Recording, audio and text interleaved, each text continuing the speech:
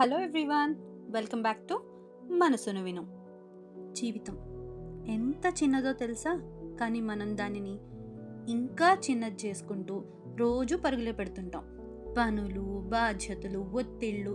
కానీ ఒక్కసారైనా ఆగి డీప్ బ్రెత్ తీసుకొని ఇది నా జీవితం, నేను ఆనందంగా ఉండాలని అనుకున్నామా? కానీ ఇవాళ మీరు చూస్తున్న ఈ ప్రయాణం జీవితం అండ్ ట్రావెల్ ఈ రెండు ఎలా అనుభవించాలో నేర్పుతుంది. ఆంధ్రప్రదేశ్లో ఉన్న ఒక అద్భుతం మన పాపికొండలు. గోదావరి గుండెల్లో ప్రవహిస్తూ పచ్చని కొండల మధ్య సాగే ఒక ప్రయాణం. ఈ ప్రయాణం మన ఆత్మని ప్రశాంతంగా చేస్తుంది. ఉదయమే మొదలయ్యే ప్రయాణం. మౌనంగా నది, చల్లగాలి మరియు మనసులో చిన్న ఎక్సైట్మెంట్. అక్కడికి చేరగానే ఒక బోట్ కనిపిస్తుంది. అదే మీ పాపికొండల ప్రయాణానికి గేట్వే.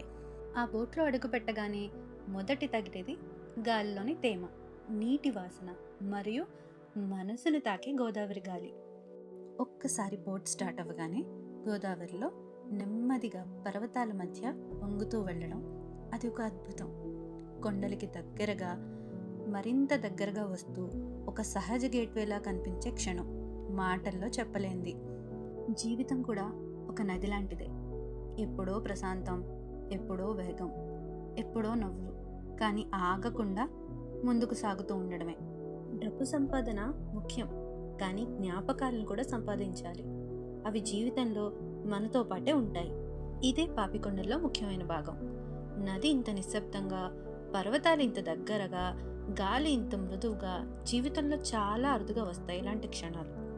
ఒత్తిడి వచ్చినప్పుడు, మనసు అలసిపోయినప్పుడు, జీవితం భారంగా అనిపించినప్పుడు ఒక్కసారి ఇంటి నుంచి బయటకు రండి, ట్రావెల్ చేయండి, ప్రకృతికి మరింత దగ్గర అవ్వండి. అప్పుడు మీకు మీరే మళ్ళీ కనిపిస్తారు. పాపికొండలు ఒక టూర్ మాత్రమే కాదు, ఒక థెరపీ, ఒక అనుభూతి, ఒక జ్ఞాపకం.